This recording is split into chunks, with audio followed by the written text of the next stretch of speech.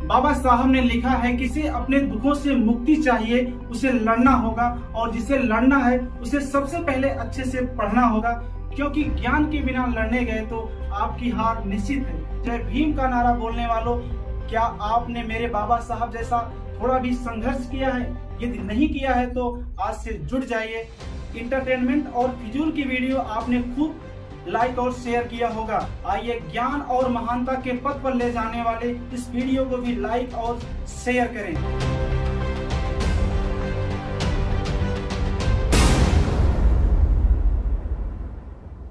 दोस्तों जय हिंद। गुरुकुल 21 के महापुरुषों की महागाथा के महा एपिसोड में आप सभी का स्वागत है।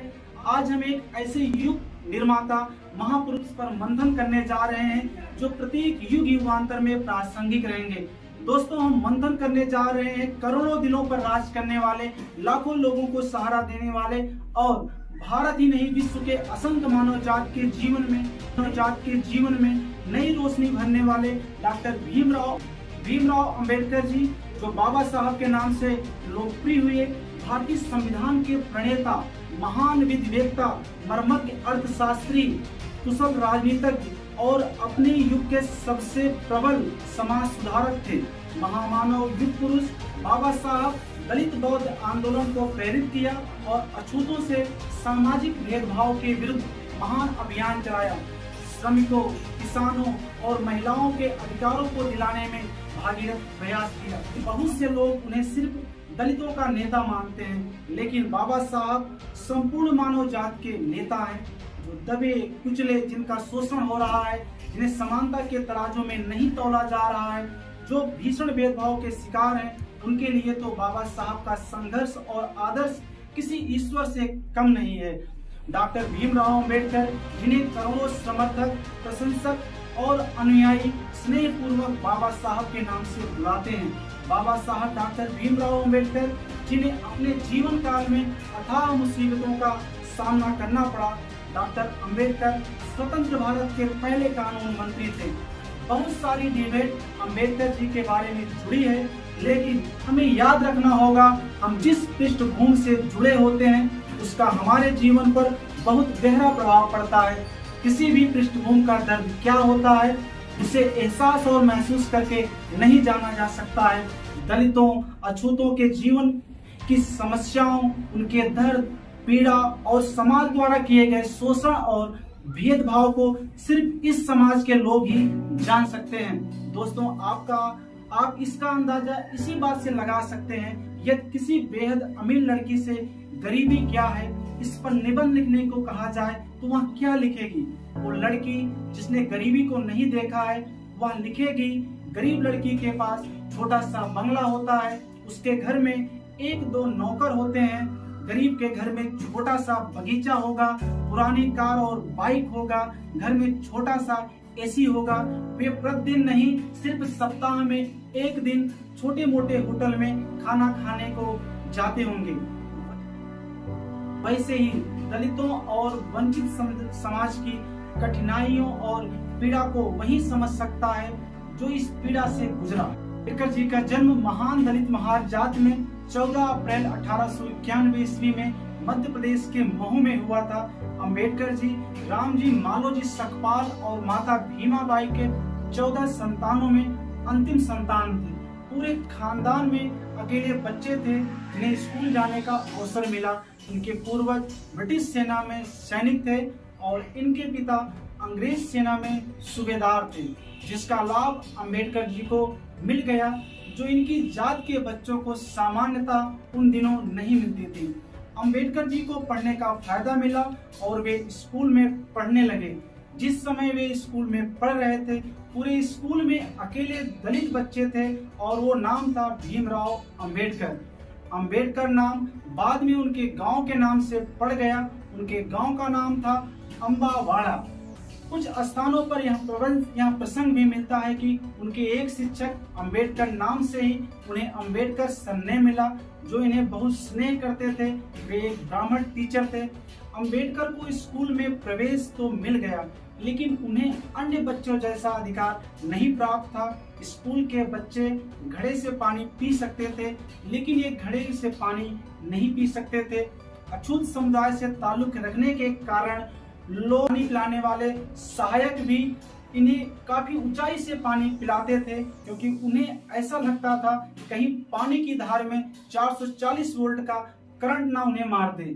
इन्होंने लिखा है कि कई बार जब स्कूल में सहायक नहीं होते थे तो कई दिनों तक बिना पानी के ही रह जाते थे। आज भी समाज में ऐसी मानसिकता वाले लोग हैं। अभी हाल में राजस्थान में इंद्र कुमार मेघवाल नामक बच्चे के साथ ऐसा हुआ, जिसको घड़े के पानी को छूने के कारण जातिवादी सोच के अध्यापक ने उसे इतना पीटा कि वह मर गया। सामाजिक असमानता और भेदभाव को इन्होंने बहुत झेला। लोग इनके बाल काटने से इनकार कर देते थे। बैलगाड़ी वाला इन्हें कई बार बैलगाड़ी से उतार फेंकता था। दोस्तों सोचो, जिस बच्चे को समाज का हर वर्ग जो जात क्रम में उनसे ऊंचा था, सबने भेदभाव और जलील किया, क्या अदम्य साहस रहा होगा उस छोटे से बच्चे में, जो इसकी परवाह न करके अपनी मानसिक ताकत को, सूझबूझ को और धैर्य का परिचय देते हुए सभी बाधाओं और सारी रुकावटों को चीरते हुए ऐसे युग में जहां शिक्षा दलितों के लिए सूर्य के सामने दीपक दिखाने के समान था, बाबा साहब उस युग में भारत ही नहीं संपूर्ण विश्व के सबसे प्रखर, तेजस्वी, मेधावी और विद्वान बनकर उभरे। बाबा साहब को मानने वाले लोग उनकी तस्वीरों को अपने दिल में जरूर रखें, परंतु उनके संघर्षों को अपने जीवन में प्रतिदिन उतारे। निश्चित रूप से बाबा साहब का संघर्ष उनके जीवन रूपी अंधकार में प्रकाश रूपी सूर्य का उदय कर देगा। बड़ौदा नरेश साहू जी महाराज से इन्होंने स्कॉलरशिप लेकर बाहर पढ़ने चले गए। उसमें यह शर्त थी कि जब भी वे बाहर से पढ़कर आएंगे तो बड़ौदा राज्य में सिविल सर्वेंट का काम करेंगे, जिसे हम आज की भाषा में पीसीएस अधिकारी भी कह सकते हैं। स्कॉलरशिप पाकर बाबा साहब कोलंबिया यूनिवर्सिटी पढ़ने गए, जो संयुक्त राज्य अमेरिका में है, वहां पढ़ने गए। उसके बाद इंग्लैंड में कैम्ब्रिज यूनिवर्सिटी और लंदन स्कूल ऑफ इकोनॉमिक्स से पढ़ाई की। दोस्तों, अंबेडकर जी को खारिज करने वाले जो भी लोग होंगे, पढ़ाई लिखाई और संघर्ष के मामले में अंबेडकर के धूल के बराबर भी नहीं है।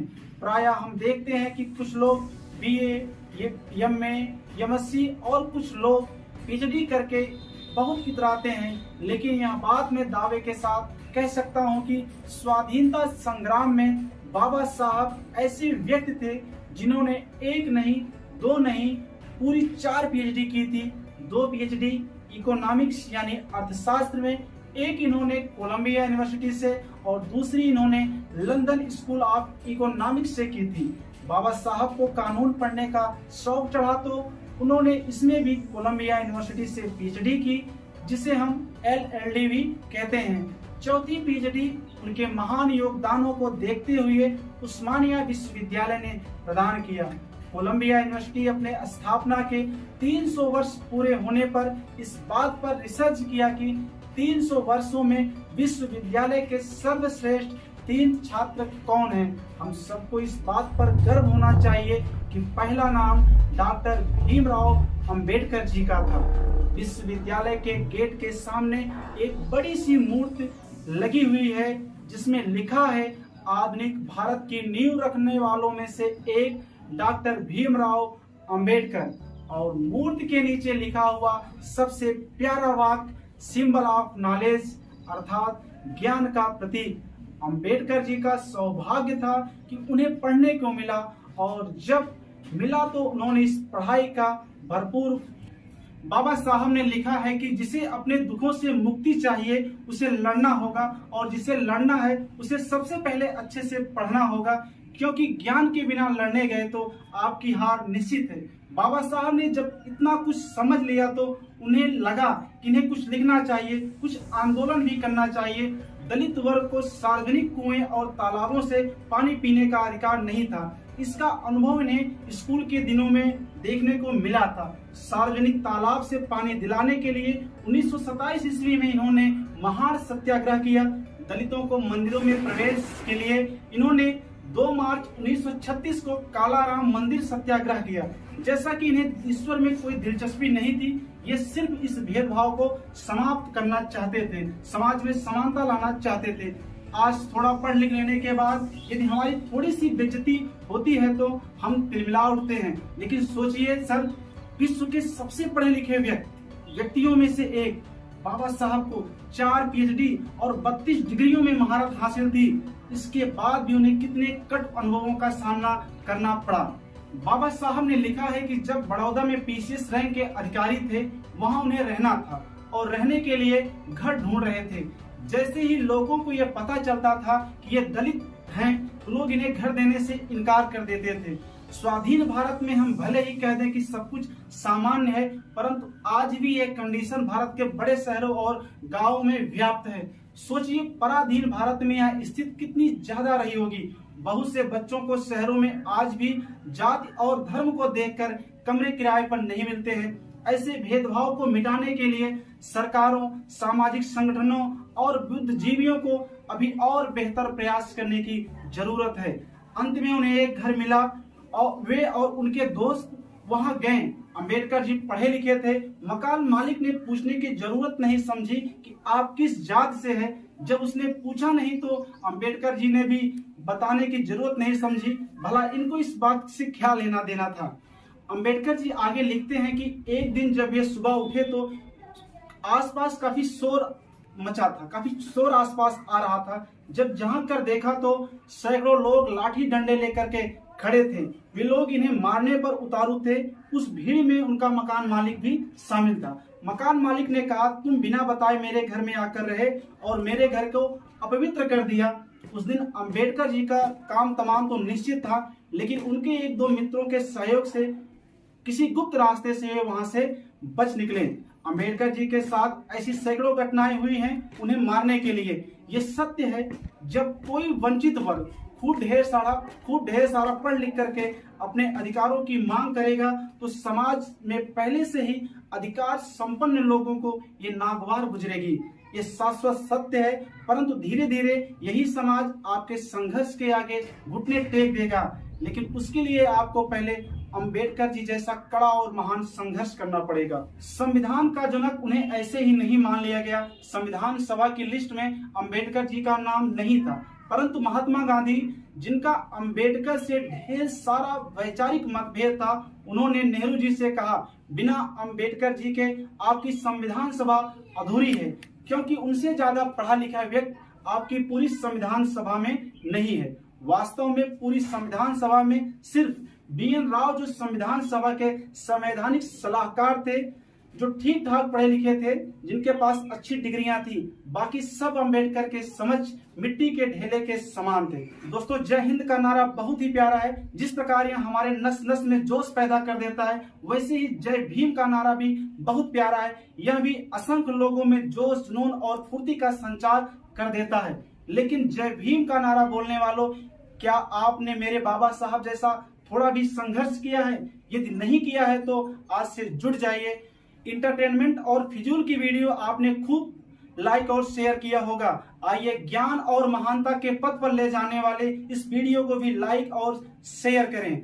इस वीडियो में सिर्फ इतना ही। अगले वीडियो में हम अंबेडकर जी के और संघर्षों को सटीक तरीके से समझेंगे। हम जीवन में इनके जैसा संघर्ष करेंगे और भारत देश का भाग्य बदलने का प्रयास करेंगे।